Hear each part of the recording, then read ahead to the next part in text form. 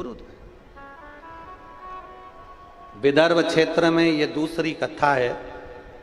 पहली श्री रवि जी राणा जी, श्रीमती नवनीत जी राणा जी कराए, श्री हनुमान जी ने कराई, और दूसरी है श्री ओम प्रकाश जी, श्री प्रकाश जी जायसवाल जी ने, और परतवाड़ा के सभी शिव भक्तों ने कराई। अजब।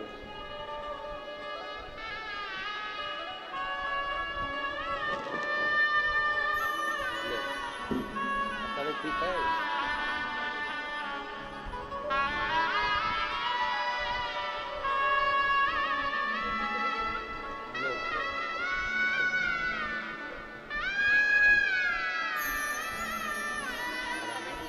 आप ठीक है?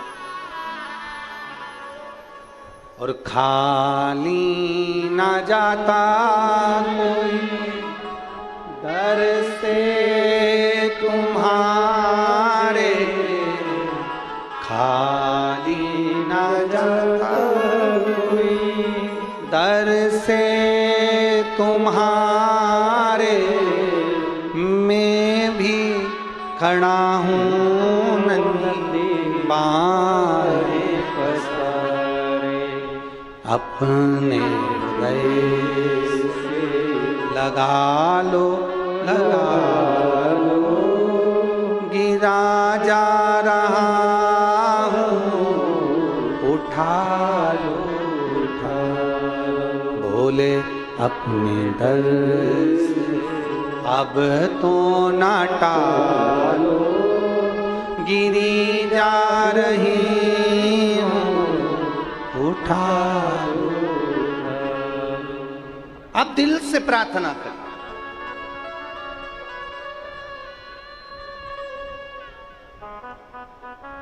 उससे कहोगे वो सुनेगा। हेलीपैड देखकर हेलीकॉप्टर उतर जाता है, शिव महापुराण का पंडाल देखकर मेरा महादेव उतर जाता है। मेरा शंभो, मेरा त्रिकालदर्शी, मेरा कैलाशी उतरता है। लोग कहते हैं शिव पुराण में है क्या? हम कहते हैं एक बार बैठ कर देखिएगा, एक बार बैठ कर देखिए। जितनी देर बैठोगे उतनी देर में आपको आनंद का अनुभव होगा। बैठिए एक बार।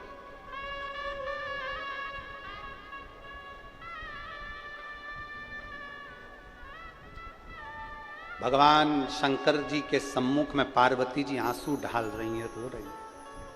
पार्वती जी रोती तो भगवान महादेव ने पूछा क्यों रो रही हो? ये मेरा पुत्र माना था मैंने, इसको अंधकासुर को बेटा माना था और ये मर गया, इसके प्राण छूट गए। शंकर भगवान कह रहे हैं क्यों रो रही हो? उसने तुम्हें गलत दृष्टि से देखा था, तुम मां हो उसकी।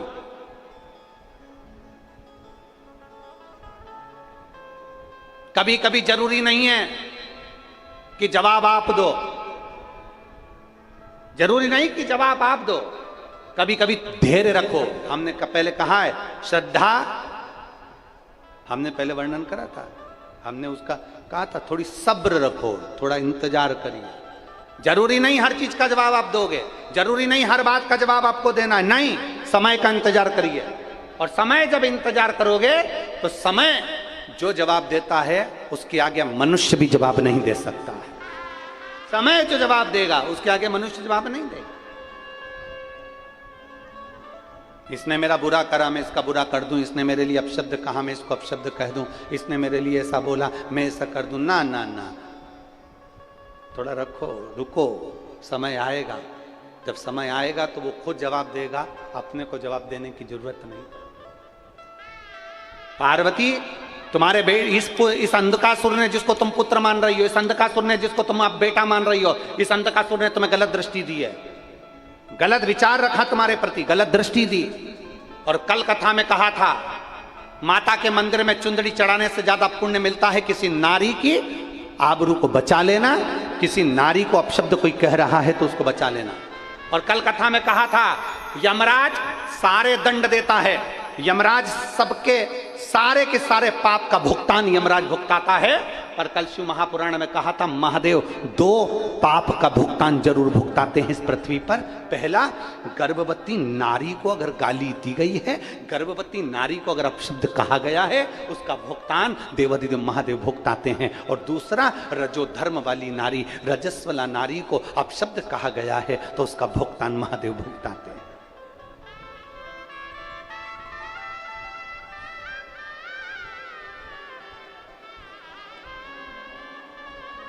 दो समय उसके पाप का भुगतान महादेव भुगतान देते हैं। थोड़ा समझदारी रखो अपने भीतर, थोड़ी सतर्कता रखिए अपने भीतर, थोड़ी सब्र रखिए अपने भीतर। आपको कहने की जरूरत नहीं पड़ेगी, आपको किसी को दंड देने की जरूरत नहीं पड़ेगी, वो है देने वाला। आपको बोलने की जरूरत नहीं पड़ेगी, वो है बोलने वाला।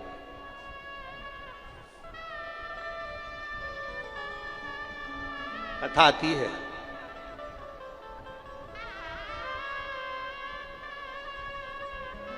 शिव महापुराण की कथा में एक वर्णन आता है कि भगवान देवताओं ने मिलकर असुरों के साथ में मिलकर मंथन किया। मंथन, उस मंथन में सबसे पहले गौ माता निकली है, गौ माता के बाद में विष निकला।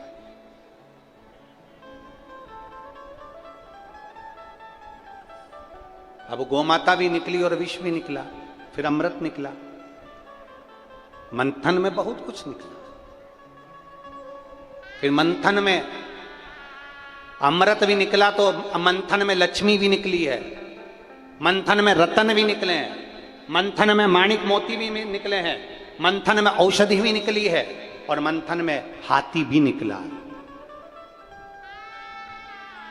ऐरावत हाथी भी निकला मंथन में। समुद्र मंथन को जब करा गया तो ऐरावत हाथी निकला। हाथी को देखकर भी समझ जाना कि वो ऐरावत हाथी जो मंथन में निकला वो क्यों निकला।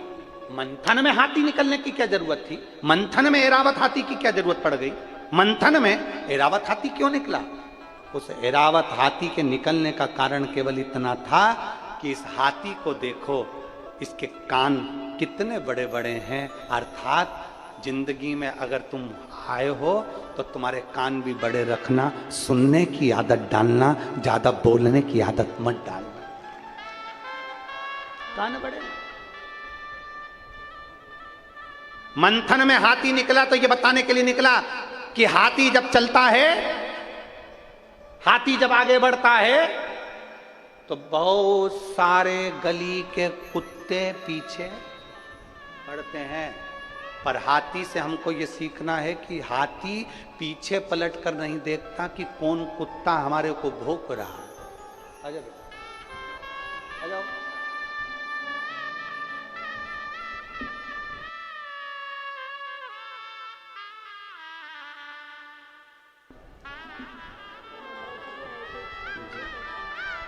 बारह वर्ष के बाद में जो बच्चा हुआ है तो उसका, ये बहन का है। अच्छा, आपकी बहन क्या हुआ है, बहुत बहुत साधुवाद, ये एक उनको भी पहुंचाना, ठीक है। श्री शिवाय नमस्ते। उनकी बहन के घर में बच्चा हुआ है जो 12 वर्ष के बाद हुआ है। एक बार जोरदार ताली बजाएं, बहुत बहुत साधुवाद। हाथी पीछे पलट कर नहीं देखता, हाथी को पलटने की जरूरत नहीं पड़ती, वो अपनी मस्ती में चल रहा है। ऐरावत हाथी मंथन में इसलिए निकला कि सारे देवताओं को, रसूरों को भी ज्ञान उत्पन्न कराया जाए, ज्ञान प्रदान किया जाए कि देखो जिंदगी में आगे बढ़ना है तो हाथी जैसी अलमस्ती लेकर चलते जाना। चिल्लाने वाले चिल्लाते रहेंगे, भौंकने वाले भौंकते रहेंगे और बोलने वाले बोलते रहेंगे, तुम अलमस्त होकर आगे बढ़ते जाना। यह हाथी की एक श्रेष्ठता, इसलिए मंथन में ऐरावत हाथी निकला है।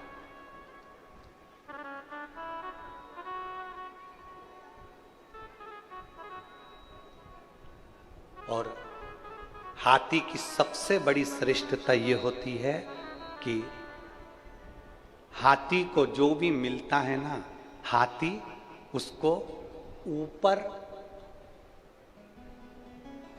महावत जो बैठा रहता है हाथी को चलाने वाला, हाथी को आपने पैसे दिए हैं कभी? किस किस ने दिए, जरा हाथ उठाओ। सबने दिया। हाथी क्या करता है, उस पैसे को ऊपर दे देता है। हाथी के पास में जो भी सामान आता है हाथी ऊपर दे देता है। हाथी अगर पानी भी भरता है तो ऊपर फेंकता है, हाथी कोई भी सामान उठाता है ऊपर देता है। हाथी से ये सीख लेना चाहिए कि संसार में हमें कुछ भी मिले उस ऊपर वाले को धन्यवाद देते रहना चाहिए। ये हाथी से सीख लीजिए। हाथी को कुछ मिला उसने ऊपर दे दिया, हाथी को पानी मिला ऊपर फेंक दिया, हाथी को सामान मिला उसने ऊपर दे दिया। अर्थात ये सीख हमें लेना चाहिए। हम उन्नति की सीढ़ी पर जैसे जैसे चढ़ते जाएं, हम तरक्की की ओर जैसे जैसे बढ़ते जाएं, हम समृद्धि की ओर जैसे जैसे बढ़ते जाएं, वैसे वैसे उस परमात्मा को धन्यवाद देते रहना कि ये तेरी कृपा से मिला है, वरना मेरी तो कोई सामर्थ्यता ही नहीं थी। कौन जानता था तेरी रहमत से पहले? कौन जानता? कौन जानता?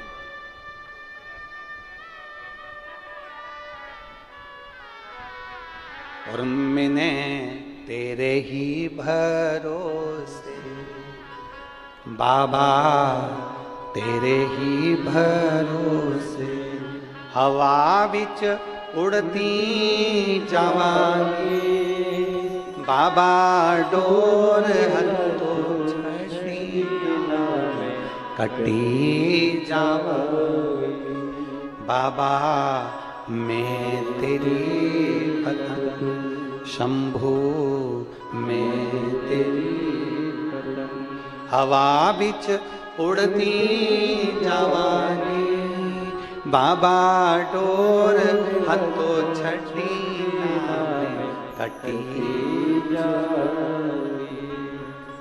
उसको धन्यवाद देते रहो हर पल हर घड़ी हर क्षण, उसको साधुवाद दीजिए, ये तेरी कृपा से हुआ है।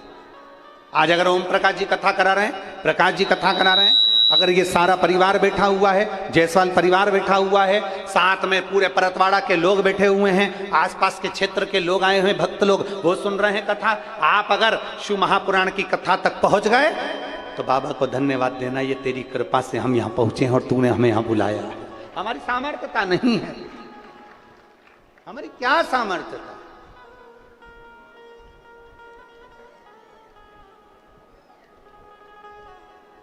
एक प्रभु का नाम व्यक्ति को कहां लेकर जाता है ये उसको अंदाजा नहीं लग पाता। एक भगवान का नाम उस व्यक्ति को कहां तक लेकर जाता है ये अंदाजा नहीं लग पाता। आप परमात्मा के नाम के लिए, आप भगवान के नाम के लिए, आप परमात्मा के नाम के लिए आप आगे तो बढ़िए, परमात्मा आपको इतना आगे बढ़ा देगा कि आपको देखने वाले लोग ढेर लग जाएंगे। आप परमात्मा के नाम को लेकर आगे तो बढ़ो, आप भगवान के नाम को लेकर अग्रण्य तो होइए, आगे तो बढ़िए। परमात्मा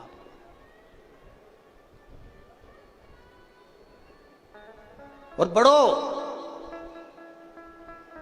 और बढ़ने से पहले इतना विचार करना कि हमारे सनातन धर्म को चोट ना पहुंचे।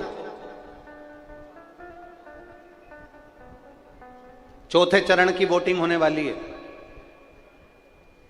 पूरा भारत पूरा विश्व इस कथा को सुन रहा है। चौथे चरण की वोटिंग होने वाली है और मेरा निवेदन है एक एक सनातनियों से, अगर आप मेरे राम से स्नेह करते हो, मेरे कृष्ण से स्नेह करते हो और शंकर से स्नेह करते हो तो वोट डालने जरूर जाना। जाओ वोटिंग करने के लिए, अपने सनातन धर्म की रक्षा के लिए, अपने राष्ट्र की रक्षा के लिए, गौ माता की रक्षा के लिए, बहन बेटियों की रक्षा के लिए, आने वाली पीढ़ी की रक्षा के लिए वोट डालने जाइए। घर से निकलो, धूप वूप मत देखो, गर्मी मर्मी मत देखो, निकलो बाहर, जाओ वोट डालो। शिव तत्व कह रहा, भगवान शंकर की कथा करी, पार्वती तू रो रही है इसके लिए।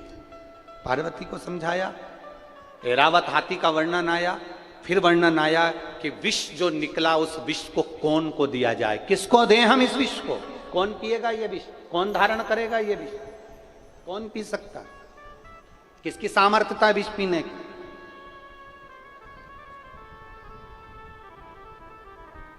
अब बताओ, पति ज्यादा विष पीता है कि पत्नी ज्यादा विष पीती है? बहुत भारी प्रश्न है, पर मुझे उम्मीद है रुक्मणी जी के गांव के हो तुम सब, इसलिए मुझे विश्वास है कि निर्णय सही दे सकते हो। सबसे ज्यादा विष कौन पीता है? संतान नहीं हो रही, 8 साल हो गए, 9 साल हो गए, कोई अपने लड़के से नहीं कहता कि संतान नहीं हो रही। जो भी ताना देते हैं तो वो स्त्री को ताना दिया जाता है, गाली दी जाती है तो स्त्री को दी जाती है।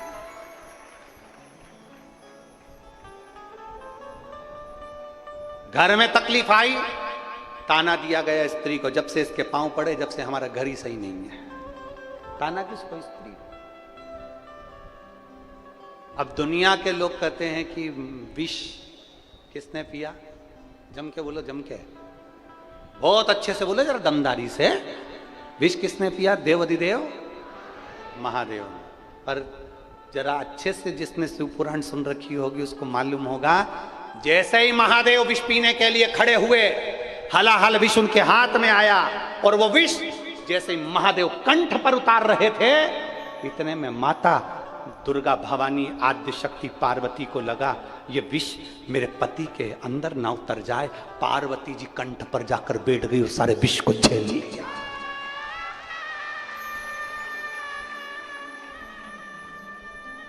विष झेला माता पार्वती। विष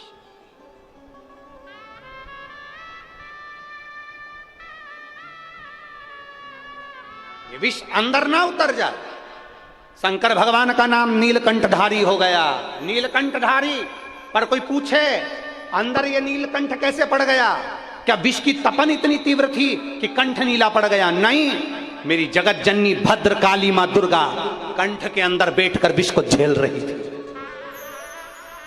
विष खुद ने झेला, आद्य शक्ति ने, दुर्गा ने, भवानी ने। ये जितना विष है संसार का, ये जितना पुरुष नहीं झेलता उतना माताएं झेलती है। घर में रह के तो देखो रे भेड़ू, घर में रह के तो देखो। तुम तो आधे से ज्यादा समय दुकान पर, खेत में, खलियान में, काम में, नौकरी में, सर्विस में निकल जाता है। जो घर में रहती है उससे पूछो कि दिन भर में कितना विष पीती होगी। उससे पूछो कितना विष पीना पड़ता। कंठ पर झेल कर रखी है मां आद्य शक्ति दुर्गा भवानी। आद्य शक्ति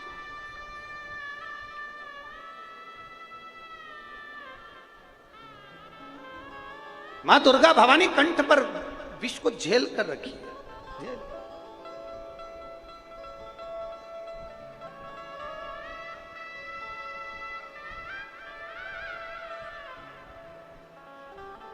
एक राधा जी का भी प्रसंग आता है। राधा जी भी जब भगवान कृष्ण को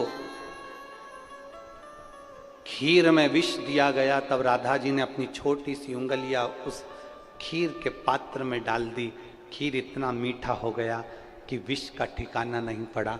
तब भगवान कृष्ण राधा से कह दिए, राधा मीठे रस से भरोड़ी राधा रानी लागे। तुझमें मिठास है राधा। राधा संबोधन में मिठास है, राधा शब्द में मिठास है। जो समझे तो ना, समझे तो। नारी स्त्री विष पीती है, विष पीती है। कंठ पर मेरी माता शक्ति ने, दुर्गा भवानी ने विष को झेल लिया, विष को झेल। कहा देवाधिदेव महादेव ने स्मरण किया पार्वती का, माता पार्वती का स्मरण कर, मां जगतजननी का स्मरण कर रहे हैं और माता पार्वती का स्मरण किया। हे पार्वती, मैं विष पी रहा हूं, बस इतना तो बोलना था और भगवान शंकर के कंठ में पार्वती जी विराजमान हो गए। समय आया, अमृत सामने आया। अमृत विष लेकर तो देवता आ गए थे, पर अमृत लेकर तो देवता आए ही नहीं, पीछे ही सलट लिए, पीछे। किसी को किसी का पड़ा हुआ मोबाइल मिल जाए ना, तो वो इतनी देर तो किसी से पूछता थोड़ी ना, उतनी देर में तो जेब में सलटा लेता है। क्या पूछे वो? किसी का सोने चांदी की रकम मिल जाए तो कौन पूछ रहा है, कौन आवाज लगा रहा है, कौन बोल रहा है? जेब में सलटा। अब हाँ, अगर किसी की टूटी हुई चप्पल मिल जाए तो बोलो बोलो, जम के बोलो जरा। सल्टाएगा जेब में? नहीं, आवाज लगाएगा। देखो ये लाल कलर की चप्पल, पीली कलर की चप्पल, नीली कलर की चप्पल, काली कलर की चप्पल, ये चप्पल हमारे पास पड़ी है, और ये 2 बत्ती की चप्पल पड़ी है, ये ऐसी चप्पल पड़ी है, किसी की हो तो ले जाओ। अब वो आवाज लगा रहा, और सोने की रकम होती तो जेब में रख लेता, वो आवाज ही नहीं लगा रहा। उसी तरह विष निकला तो देवाधिदेव महादेव के पास पहुंच गए, बाबा विष निकला है, पूरा हलाहल विष है, पूरी पृथ्वी कांप रही है, इतना भयंकर विष है। शंकर भगवान कहते क्यों घबरा रहा, ला मुझे दे दो। और अमृत निकला तो एक देवता नहीं आया, अमृत निकला तो एक भी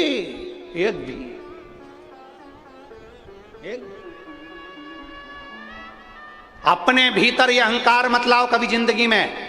कथा मैंने कराई, अपने भीतर ये अहंकार मत लाना कि मैंने ये सा करा, अपने भीतर ये अहंकार मत लाना कि मैंने ये करा। नहीं, अगर शिव महापुराण की कथा हुई है तो जितना हक श्री ओम प्रकाश जी जायसवाल जी का है, जितना हक प्रकाश जी जायसवाल जी का है, जितना हक अध्यक्ष महोदय जो श्रीमती नवनीत जी राणा जी का है, जितना हक, जितना आप लोगों ने सेवा करी, उतना हक एक झाड़ू लगाने वाले का भी है, एक सेवा करने वाले का भी है, एक भोजन बनाने वाले का भी है, एक सेवाकारी करने वाले का भी है। ये कथा किसी एक की नहीं, संपूर्ण परतवाड़ा की, संपूर्ण विदर्भवासियों की है, जिसको लोगों ने सुना, धारण करा, सेवा करी और बड़े भाव से उसको निभाए।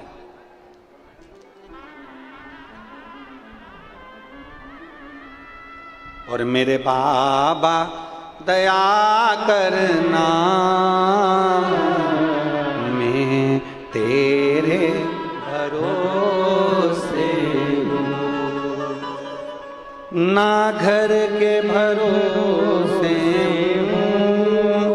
ना परिवार के भरोसे हो, मेरे बाबा दया करना, मैं तेरे भरोसे।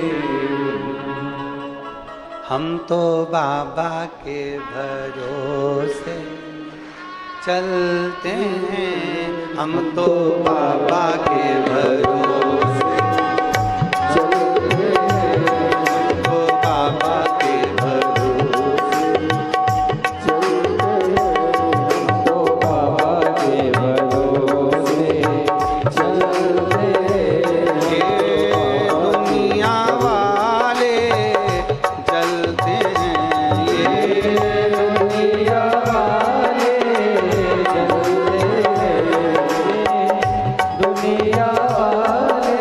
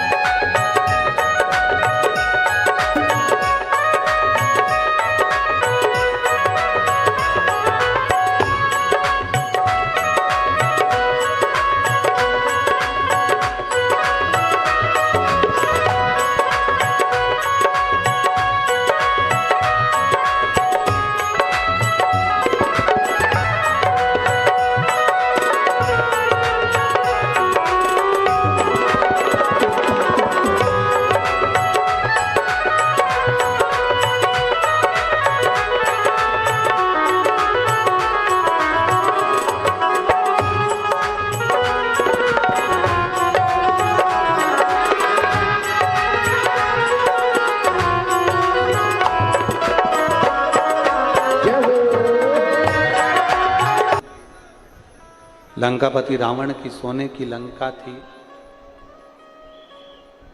पूत नाती बेटा इतने थे, पूछो ही ना। कोई दिया जलाने वाला नहीं बच्चा, केवल अहंकार में। और पहले भी कहा है, अहंकार में 3 गए, धन वैभव वंश। ना मानो तो देख लो रावण, कौरव और कंस, ये तीनों अहंकार में चले गए। धन गया, वैभव गया, वंश गया, रावण गया, कौरव गया, कंस गया। ये अहम में चले गए। अभिमत्ता, अहंकार। तुम्हारे भीतर ये अभिमान मत आन देना कि मैंने ये कथा कराया, या मैंने ये कराया, मैंने पानी पिलाया, या मैंने भंडारा कराया, या मैंने बहुत सारे स्टॉल लगाए, मैंने कोल्ड ड्रिंक पिलाई, मैंने लोगों को बिस्कुट खिलाया, मैंने कुरकुरा। ना, देने वाला कौन था? जम के बोलो जरा, देव अधिदेव। खिलाने वाला कौन? महादेव। हमें तो बाबा ने निमित्त बनाया है कि बाबा ने हमको दिया और हमने अपने हाथों से कुछ अच्छा किया। ये उसकी कृपा थी जो अच्छा करने के लिए हमको छाट कर रखा था।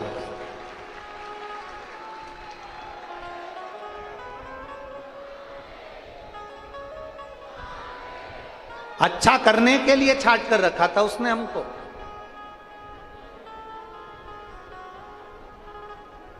शिव मंदिर में जाओ और झाड़ू लगाओ ना, तो ये मत सोचना कि मैं नौकरानी हूं, यहां झाड़ू लगा रही हूं, मैं पोछा लगा रही हूं, क्या मैं दासी हूं। पंडित जी को काय का पैसा मिलता है, सेवादार को काय का पैसा मिलता है, वो श्रृंगार करेंगे, वो ऐसा करेंगे, वो सेवा करेंगे। नहीं, अगर मंदिर में जाकर आप ताला खोल रहे हो, मंदिर में जाकर आप झाड़ू लगा रहे हो, मंदिर में जाकर आप पोछा लगा रहे हो, मंदिर में जाकर आप सेवा कर रहे हो, तो भगवान को धन्यवाद देना कि तूने इस कार्य के लिए मुझे चुन कर रखा और मेरे जैसे व्यक्ति से तूने यह कार्य करवाया।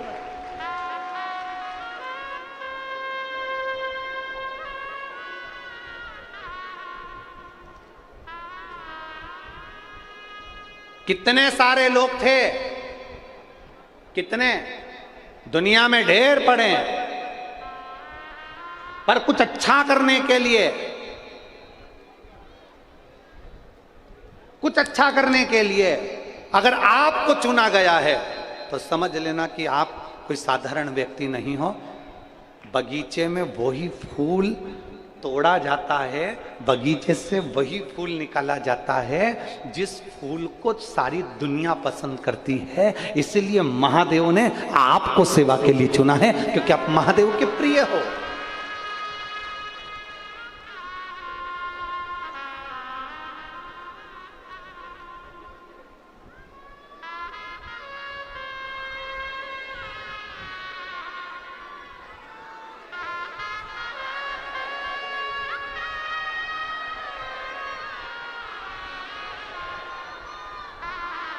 चुने हो आपने, भगवान देवाधिदेव महादेव ने चुना है। और बड़े आनंद में, बड़ी प्रसन्नता में अपने आप में ये सोचना कि मेरे शंकर ने मुझे चुना, मेरे देवाधिदेव महादेव ने मुझे चुना, मेरे शिव जी। एक पत्र है, जरा ध्यान देंगे। एक पत्र में उस बहन ने लिखा है, मंजुला ठाकरे, देशमुख फेल अकोला। मंजुला ठाकरे, देशमुख फेल अकोला से आई हूं, मेरा मोबाइल नंबर ये है, कहीं बैठी हो तो हाथ हिला सकती हैं, कहीं बैठी हो तो हाथ हिला सकती हैं। मंजुला ठाकरे, देशमुख फेल अकोला। गुरुदेव, मैं बाबा का क्या वर्णन करूं। मेरे मायके पक्ष में एक बीमारी है, उस बीमारी के कारण पूरे मायके में जितने भी सदस्य हैं वो विकलांग पैदा होते हैं।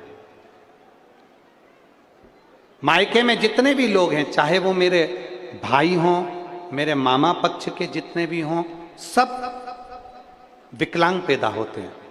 कोई भी शरीर से अच्छा पैदा नहीं हुआ। और ये केवल आज से नहीं, कई पीढ़ियों से चला आ रहा। गुरुदेव, मेरे मामा के बच्चे, मेरी माँ, मेरी बहन, मैं खुद मैं खुद जो पत्र लिख रही हूं, हम सब अपंग हैं पांव से। हमारे शरीर का पांव काम नहीं करता। हमारे परिवार में एक बीमारी है, जो बीमारी का डॉक्टर भी कहते हैं कि ये जिंदगी भर रहेगी, ये आपके परिवार में है, जिसको जेनेटिक कहा गया। इस बीमारी के कारण हम सब विकलांग हैं। अब गुरुदेव, मेरे यहां पर जो संतान होने वाली, डॉक्टर ने कह दिया वो संतान भी ऐसी ही है, वो संतान भी ऐसी है। अब करें तो करें क्या? पीढ़ी दर पीढ़ी चला आ रहा है और आज का नहीं है ये बीमारी। अब किसी ने कहा कि आप एक काम करो कि टीवी पर कथा आती है और वो सुनो। अब मेरी बहू गर्भवती, अब करें तो करें क्या? वापिस दिमाग में टेंशन आ गया कि गर्भ में जो संतान होगी वो भी विकलांग ही होगी। हमने डॉक्टर को दिखाया तो डॉक्टर बोले कि आपको भी जो संतान है वो इसी बीमारी से ग्रसित है और ये बच्चा आपका ऐसा विकलांग ही रहेगा। अब करें क्या? तभी बाबा से निवेदन करा, टीवी के सामने बैठकर बहू से कथा सुनवाई, शिवजी के मंदिर में 1 लोटा जल चढ़वाया। डॉक्टर ने कहा था बच्चा वैसा ही रहेगा जैसे तुम्हारे परिवार में सब हैं। तब शंकर को जल चढ़ाना प्रारंभ करा, शिवजी को जल चढ़वाया, नंदी के पास में बैठकर बेलपत्र खिलवाई। और बाबा का मैं क्या गुणगान करूं गुरुदेव, बाबा को धन्यवाद देने के लिए आई हूं। 25 जुलाई 2000 में बाबा का जो आनंदमय भाव से ऐसी कृपा मेरे शिवजी ने करी है, ऐसी बाबा ने करुणा करी है कि बाबा की कृपा से जो संतान हुई, ऐसी कृपा हुई कि वो बच्चा विकलांग नहीं हुआ। बाबा की कृपा से वो ठीक। गुरुदेव,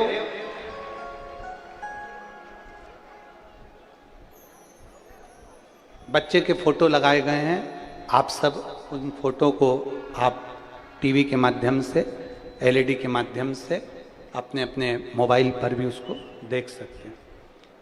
बच्चे के फोटो भी लगाए। शिव तत्व इसी को कहते हैं।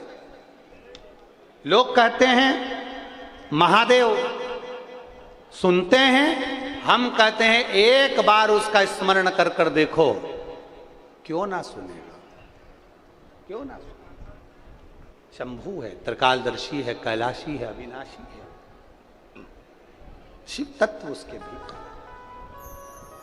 आगे वर्णन आया।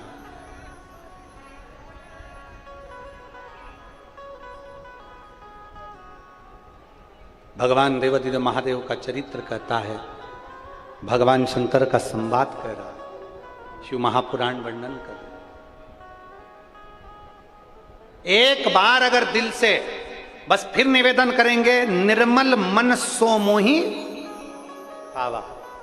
अगर बाबा ने आपको चुना है, भगवान देवादिदेव महादेव ने आपको चुना है, तो आप साधारण व्यक्ति नहीं, आप साधारण नहीं हो।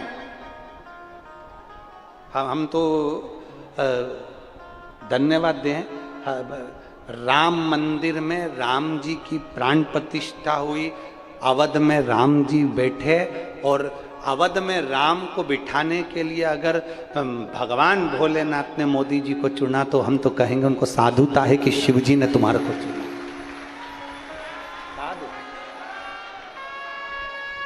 मेरे बाबा ने आपको अच्छे कार्य के लिए, अगर 1 किलो चावल भी आप भंडारे में दे रहे हो, एक व्यक्ति को एक पानी की बोतल भी दे रहे हो, एक बिस्कुट का पूड़ा भी दे रहे हो, एक कुरकुरे का पैकेट भी दे रहे हो, एक वेपर्स का पैकेट भी दे रहे हो, अपने घर से बेसन रोटी बनाकर लाए, 2 रोटी पर बेसन रखकर किसी को खिला रहे हो, थोड़ा सा पोहा बनाकर लाए, पोहा खिला रहे हो, उपमा बनाकर लाए, उपमा खिला रहे हो, भेल बनाकर लाए, भेल खिला रहे हो, मठरी बनाकर लाए, मठरी खिला रहे हो।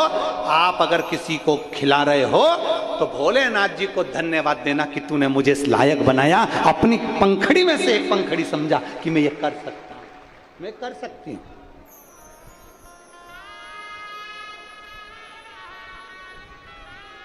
आप उसको धन्यवाद दो ना कि आपको इस लायक बनाया। ओम प्रकाश जी और प्रकाश जी धन्यवाद देते हैं आपको, देवाधिदेव महादेव ने आपको इस शिव महापुराण के लिए चुना, बाबा देवाधिदेव महादेव ने चुना। और आगे भी जो 16 मई से कथा होने जा रही है कुरुद छत्तीसगढ़ में, उनसे निवेदन करूंगा अपने आप को साधुता देना कि मेरे बाबा ने आपको चुना। और जितने बैठकर यहाँ कथा सुन रहे हो, पंडाल में धूप में बैठे हो, गाड़ियों के नीचे बैठे हो, पेड़ों के नीचे बैठे हो, मैं तो आस्था चैनल वालों से कहूंगा कि आपके अगर कैमरे में ये कैच हो जाए तो बहुत बड़ी बात है, कैच करिए आप। इतनी संख्या में लोग हैं कि इनको कैच करना भी कठिन है, इतनी संख्या में ये शिव भक्त आए। आप अगर यहां आए हो इतनी लाखों की संख्या में, आप यहां पहुंचे हो लाखों की संख्या में, तो भगवान भोलेनाथ को धन्यवाद देना कि भोलेनाथ तूने मुझे अपने परिवार में गिनकर रखा, इसलिए मुझे शिव महापुराण की कथा में बुला लिया, तूने गिनकर रखा।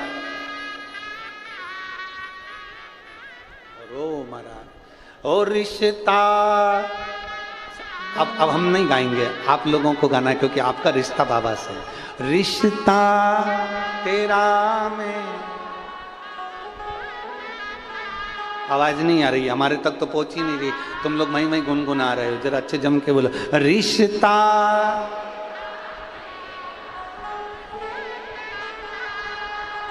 तू मेरा बाबा, मैं हूँ तेरा लाला, मैं हूँ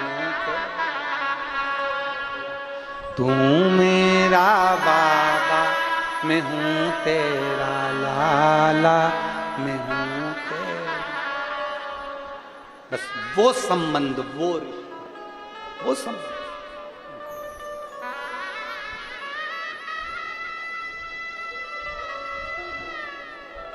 पैसा देखकर, धन देखकर दुनिया के सब लोग आपके पास आ जाएंगे, जो तुम्हारे रिश्तेदार नहीं वो भी तुम्हारे रिश्तेदार बन जाएंगे।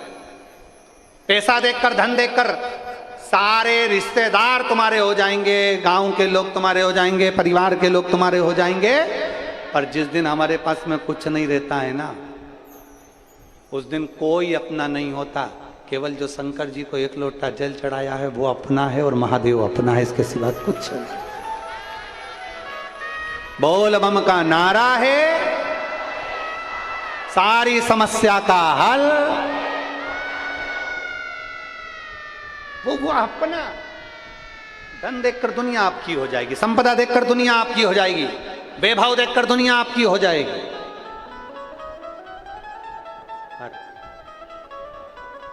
दुख की घड़ी में तो केवल एक ही साथ देता है, एक, केवल देवाधिदेव महादेव, उसके सिवा कोई नहीं, शिव के सिवा कोई। इसीलिए कल भी कहा था, शिव के सिवा कहीं दिल ना लगाना, भोले के सिवा कहीं दिल ना लगाना, वरना पड़ेगा तुझे आंसू बहाना, वरना पड़ेगा तुझे आंसू बहाना। एक पत्र देखिए,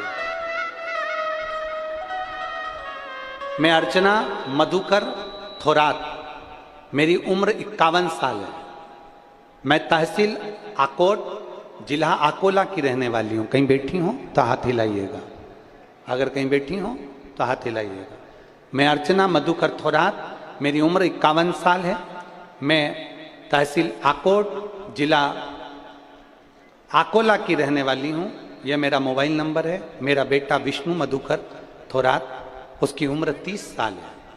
वह जन्म से मतिमंद है, उसे बोलने में नहीं आता, बोल नहीं पाता, दिक्कत आती है, जिद्दी है और शरीर की हड्डियां बहुत बड़ी हैं। उसे शुगर भी है और उसको फिट की बीमारी भी है। उसे शेगांव के स्कूल में भी हमने डाला था और उसका इलाज पुणे में सह्याद्री हॉस्पिटल में चल रहा था। हम बहुत परेशान रहते थे गुरुदेव, सब कुछ सुख है परंतु ये बेटे को देखकर बड़े दुखी होते हैं। हमारे लड़के को हम देखते तो हम सोचते कि क्या है, भगवान ने क्या दिया है। दूसरे के बच्चों को देखते तो सोचते कि अपना बेटा भी अब दुकान जाए, व्यापार करे, अच्छा काम करे, परंतु वो ऐसी वृद्धि वाला। तब हमें आपके बारे में पता चला जब हमारे काका ससुर ने आपकी शिव महापुराण की कथा के बारे में बताया। जब से हम कथा नहीं सुनते थे और हमने कथा सुनना प्रारंभ करी, मैं 2 से 3 बार पशुपति व्रत कर चुकी हूं, हर महीने भगवान शंकर का भजन करती हूं। फिर हमने एक काली मिर्ची को चढ़ाया और आपने जो उपाय बताया था वो करना प्रारंभ करा। मैं बाबा को आज धन्यवाद देने के लिए आई हूं गुरुदेव कि अब हमारा बेटा जो कुछ भी कार्य नहीं कर पाता था, बोल नहीं पाता था और उसका शरीर पूरा मतिमंद था, आज मेरा बेटा धीरे धीरे ठीक होना प्रारंभ हो गया और अब शंकर के मंदिर में 1 लोटा जल चढ़ाता है और बाबा आपकी कथा भी सुनता है और आपकी कथा में आता भी है। इस कथा में भी मेरा वो बेटा आया हुआ है, बैठकर कथा सुन रहा है और अब शिव जी के मंदिर भी जाता है। लोग उसको पागल सा कहते थे, पर बाबा उसका शरीर अब काम करना प्रारंभ कर दिया। कहीं बैठे हैं, कहीं बैठा हो तो हाथ हिलाइएगा, नहीं दिख रहा? कहीं बैठा हो तो हाथ दिखाइएगा, उसका फोटो लगाया हुआ है। शिव तत्व है, शंभु ओघड़ी, ओघड़ी है शिव। और दिल से भजो उसको, दिल से। जिसने बाबा देवादिदेव महादेव को दिल से भज लिया, बाबा ने सब दे दिया। सब समय आया अमृत तत्व की प्रधानता का दर्शन कर, समय 12 ज्योतिर्लिंग का स्मरण करा रहे भगवान से। और जैसे ही 12 ज्योतिर्लिंग का स्मरण करा रहे, तुम्रकेश्वर भगवान का स्मरण तुमरुका जी ने चंचुला देवी के सम्मुख में 12 ज्योतिर्लिंग का स्मरण कराया। कहा प्रथम ज्योतिर्लिंग के रूप में श्री सोमनाथ जी का वर्णन किया। सोमनाथ बाबा, चंद्र को काया का रोग हो गया, उसे काया के रोग से मुक्त कर दिया। दुनिया में ऐसा कोई रोग नहीं जिसका हल मेरे महादेव का जल नहीं। दुनिया में ऐसा कोई रोग नहीं जिसका हल महादेव का जल नहीं। महादेव पर चढ़ा हुआ जल का यदि आचमन करते हो, महादेव पर चढ़ी हुई बेलपत्र खाते हो, महादेव का गुणगान करते हो, तो निश्चित है एक दिन तुम्हारा जो दुख है, तुम्हारी जो तकलीफ है, तुम्हारा जो रोग है, वो समाप्त होगा ही। सारी समस्या का हल एक लोटा समाप्त होगा, निश्चित है। 12 ज्योतिर्लिंग का स्मरण कर। सोमनाथ जी, चंद्रदेव को काया का रोग हुआ, देवादिदेव महादेव ने उस रोग को समाप्त किया, रोग समाप्त।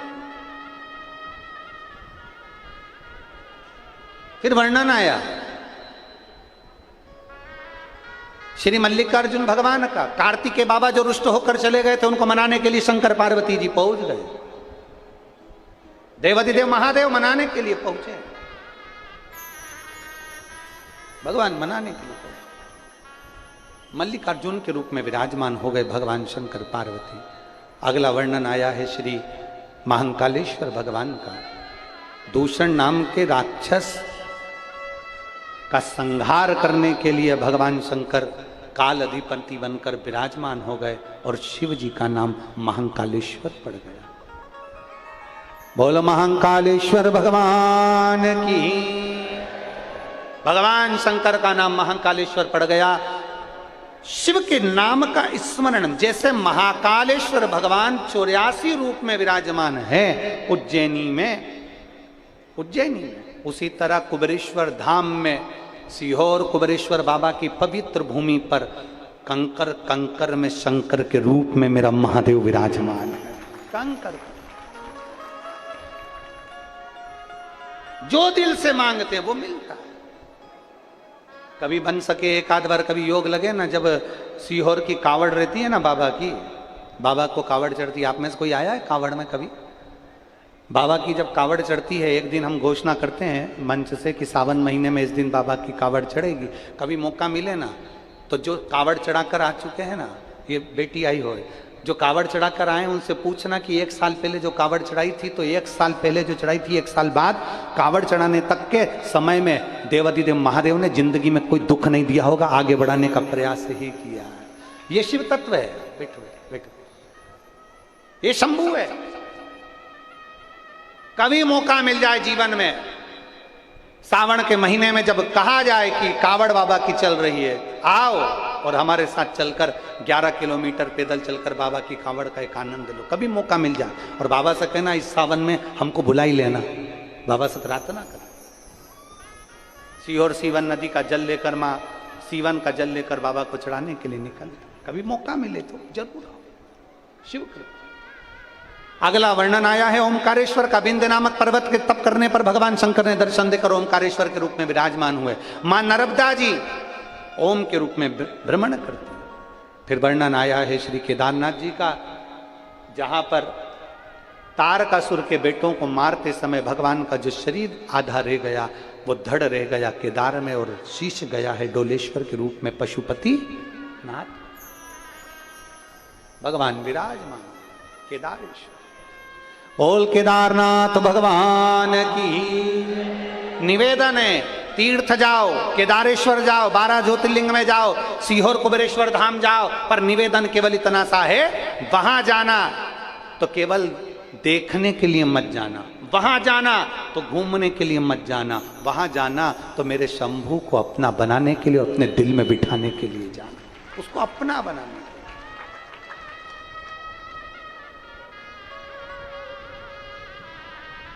जाओ। अगला वर्णन आया है भीमाशंकर। कुंभकर्ण के बेटा भीम, जिसने चारों तरफ उपद्रव मचा कर रखा था, तो भगवान देवाधिदेव महादेव ने भीम का संहार करा। शिव जी का नाम भीमा शंकर हो गया। अगला वर्णन आया है काशी विश्वनाथ। मनु शत्रुपा के तप करने पर भगवान देवाधिदेव महादेव काशी में विराजमान हो। काशी में विराजमान। कभी मौका मिल जाए, 12 ज्योतिर्लिंग में से अभिमुक्तेश्वर आनंद देने वाली, अभिमुक्त करने वाली, मोक्ष देने वाली महाशमशान काशी में अगर कभी कथा सुनने का मौका मिले तो जीवन में प्रयास करना कि काशी की पवित्र भूमि पर अभी कभी शिव महापुराण सुनने का मौका मिले तो जरूर सुनो।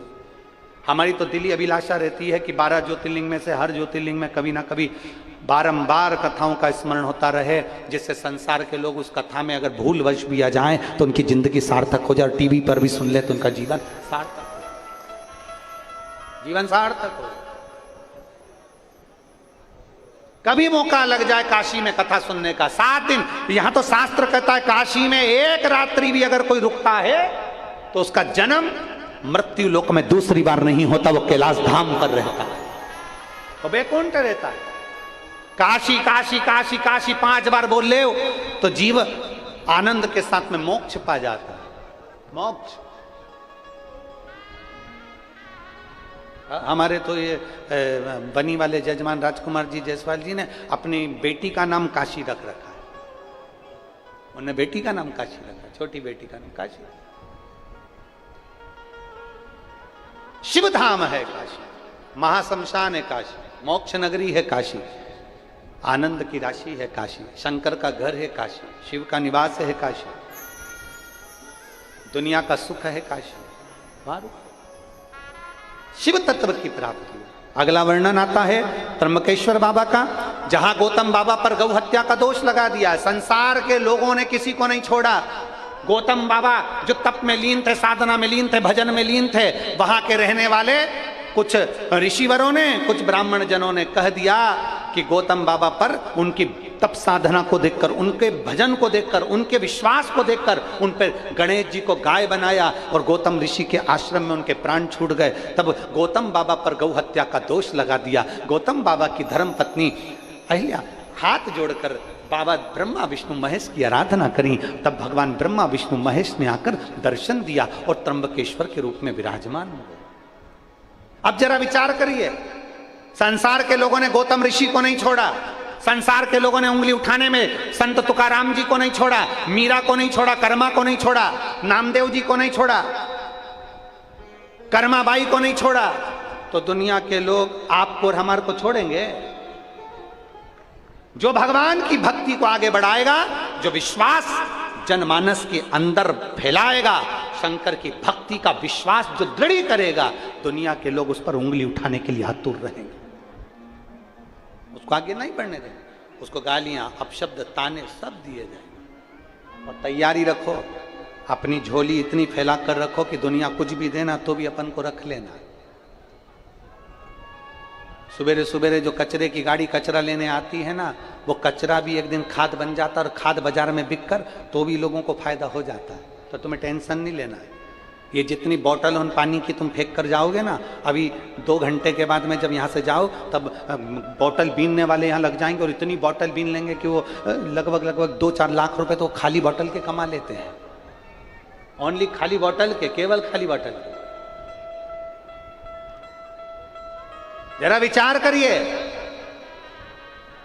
कोई भाटा भी दे रहा है, पत्थर भी उसको ले लेना है, कचरा भी दे रहा है ले लेना है, कोई अपशब्द भी कर रहा है ले लेना है, कोई ताने भी दे रहा है ले लेना है।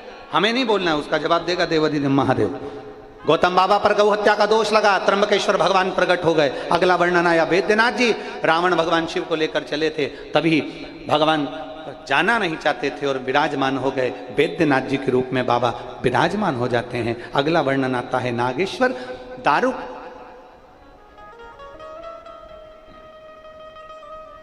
नाम के असुर का संहार करने के लिए भगवान नागेश्वर विराजमान। फिर अगला वर्णन है श्री रामेश्वरम, भगवान राम शिव को विराजमान कर कर लंका पर चढ़ाई करते हैं और विराजमान करते हैं भगवान शिव को। रामेश्वरम के रूप में भगवान विराजित होते हैं। अगला वर्णन आता है कृष्णेश्वर, सुधर्म नाम के ब्राह्मण की 2 पत्नी थी, एक घूष्मा एक सुदेहा। सुदेहा की संतान नहीं थी, घूष्मा की औलाद थी। घूष्मा की संतान थी, तब घूष्मा की जो संतान थी, घूष्मा ने अपना बेटा सुदेहा को दे दिया था। सुदेहा को बेटा मिल गया, बड़ा हुआ, शादी कर दी, बहू आ गई। बहू को मालूम पड़ा मेरी असली सास तो घूष्मा है, सुदेहा से मुझे कोई मतलब नहीं है। क्रोध में आ गई और अपने बेटे के टुकड़े टुकड़े कर कर कपड़े में बांध कर उसके शरीर के टुकड़े ले जाकर पानी में फेंक दिया, तालाब में। घूष्मा ने शिवलिंग का निर्माण करा, तालाब में जाकर विसर्जन करा। बाबा मेरे बेटे को देखे हुए बहुत दिन हो गए। भगवान शंकर ने उसके मरे हुए बेटे को तैरता हुआ बाहर निकाल दिया। वो कृष्णेश्वर महादेव हो, कृष्णेश्वर। तभी चंचुला देवी का पति बिंदु प्रेत योनि से मुक्त हो गया और बिंदु प्रेत योनि से मुक्त होता है, अखंड सौभाग्यवती चंचुला देवी हो जाती है। चारों तरफ आनंद विराजमान होता है। तुमरुका जी जो कथा कह रहे हैं वो विराम की ओर लेते हुए कहते हैं, सुनो चंचुला, ये वो पवित्र कथा है जिसको मात्र श्रवण कर लेने से जीव का कल्याण हो जाता है।